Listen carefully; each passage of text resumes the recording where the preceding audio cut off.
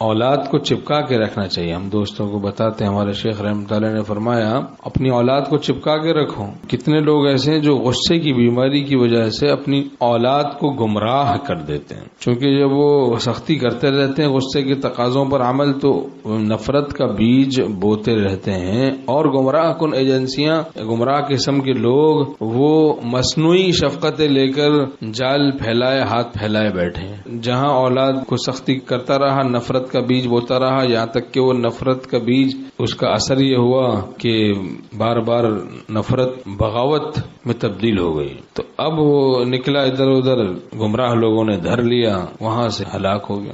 املک علیک لسانک، اپنی زبان کو قابو میں رکھو. تو دیکھیں کسی زبان کے گناہ میں تو ہم نہیں مبتلا ہیں کہیں، اور غصے کا علاج چونکہ نہیں کرواتے تو زبان قابو میں نہیں ہوتی. غصے کا علاج بھئی جیسا اپنے ماتحتوں کو ڈھالیں گے ویسے ہی وہ ڈھلیں گے. اب آپ نے گالی گلوچ کے مطابق ان کو ڈھالا ہوا ہے. دیکھیں روب تو محبوب کا ہوتا ہے، محبوب کا. آدمی تقوی سے رہے، خدا کا محبوب ہو جائے تو ہمارے ماتحتوں کے قلوب میں بھی ہماری محبوبیت آئی. محبوب کا تو خاموش ہو جانا بھی کافی ہوتا ہے. لاکھوں کروڑوں گالیوں سے زیادہ فائدہ ہوگا خاموش ہو جانے سے ہی، اتنا روب ہو. اب آپ نے ان کو بگاڑ کے رکھ دیا نا، گالی گلوچ پہ لے آئے، گالی گلوچ پہ لے اپنے ماتحتوں کو. کیا حماقت کا کام کیا، اپنا ایمان الگ برباد کیا، ان کو اپنے عمل سے الگ بددینی سکھائی اور اپنا روب برباد کر کے رکھ دیا. چونکہ گناہ کرے گا آدمی تو محبوبیت کہاں رہے گی. اور پھر وہ روب نہیں، ایک ڈر ہوتا ہے، خوف ہے، کوئی روب نہیں ہے، ایک خوف ڈر جیسے کہ بھیڑیے کا ہوتا ہے. اولاد کو اس طرح سے تربیت کرنی چاہیے کہ وہ محض ہمارے خوف سے نہیں بلکہ اللہ کے خوف سے نماز پڑھیں، اللہ کے خوف سے طاعت کا اہتمام کریں. پھر وہ خوف، ہم اگر مر بھی گئے تو بھائی خدا وہ تو زندہ حقیقی ہے، ہمیشہ ان کی دینداری محفوظ رہے گی، ان کی دینداری پھر ہمیشہ محفوظ رہے گی نا، اللہ کا خوف. بہرحال یہ غصے کی بیماری، بیجا غصہ کرنا، غصے کی تقاضوں پر عمل کرنا. جس وقت طبیعت میں غصہ ہے تو اس وقت کسی کو کچھ کہنا، یہ غصے کی بیماری ہے. اکثر پھر اس میں حدود سے تجاوز ہو جاتا ہے. حضرت تھانوی رحمۃ اللہ فرماتے ہیں کہ اس پر عمل کرتے رہے کہ اپنے ماتحتوں کو بھی جس وقت طبیعت میں غصہ ہوا اس وقت کچھ نہیں کہتا. فرماتے تھے اس وقت کچھ نہ کہو، جب طبیعت میں اعتدال آ جائے اور ضرورت ہے غصے سے کہنے کی تو مصنوعی غصہ پیدا کر کے کہہ دو. اس سے پھر دل محفوظ رہے گا، ایمان محفوظ رہے گا. بقدر ضرورت کہنا ہے، پھر یہ نہیں کہ کہتے ہی رہنے مغلوب الغضب ہو جائے گا. اگر اپنے ماتحتوں کو بھی کہنا ہے تو جس وقت طبیعت میں غصہ ہے اس وقت نہ کہیں، اور بعد میں اعتدال آنے کے بعد تو اکثر ایسا ہوگا کہ کہنے کی تو ضرورت ہی نہیں، فائدہ نہیں ہوگا.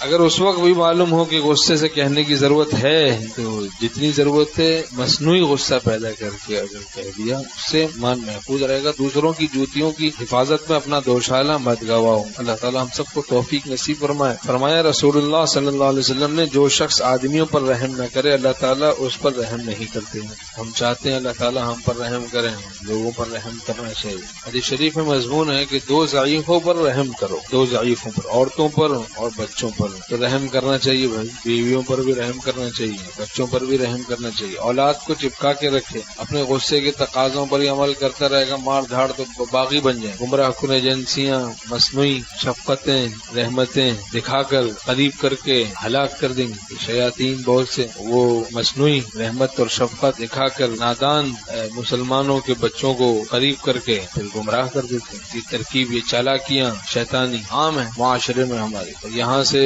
ان چالاکیوں میں، ان دھوکوں میں ان کو مبتلا کرنے میں ہمارا غصہ کہیں معین نہ بن جائے، مددگار نہ بن جائے. ہوشیار رہنا چاہیے نا بھائی، ایسا نہ ہو کہیں ہمارا غصہ ہماری اولاد کے گمراہ ہونے میں معین بن جائے، مددگار بن جائے، کہیں ایسا نہ ہو. ہوشیار رہنے کی ضرورت ہے. فرمایا رسول اللہ صلی اللہ علیہ وسلم نے جو شخص محروم رہا نرمی سے وہ ساری بھلائیوں سے محروم ہو گیا. من یحرم الرفق یحرم الخیر کلہ، کہ جو نرمی سے محروم رہا ساری بھلائیوں سے محروم، جو نرمی سے محروم ہو جاتا ہے ساری بھلائیوں سے محروم ہو جاتا ہے. اللہ تعالی ہم سب کو نرمی نصیب فرمائے. حدیث شریف میں ہے کہ جس چیز میں نرمی آ جاتی ہے اس میں زینت آ جاتی ہے، جس چیز سے نرمی نکال دی جاتی ہے وہ عیب دار ہو جاتا ہے. اگر غصے سے مغلوب ہوتا ہے آدمی تو پھر نرمی سے دور ہوتا ہے، غصے سے مغلوب ہو کے معاملات کرتا ہے تو اس میں نرمی نہیں ہوتی. جس فعل میں نفسانیت ہوتی ہے اس سے دوسروں کو نفرت ہوتی ہے، اصلاح نہیں ہوتی.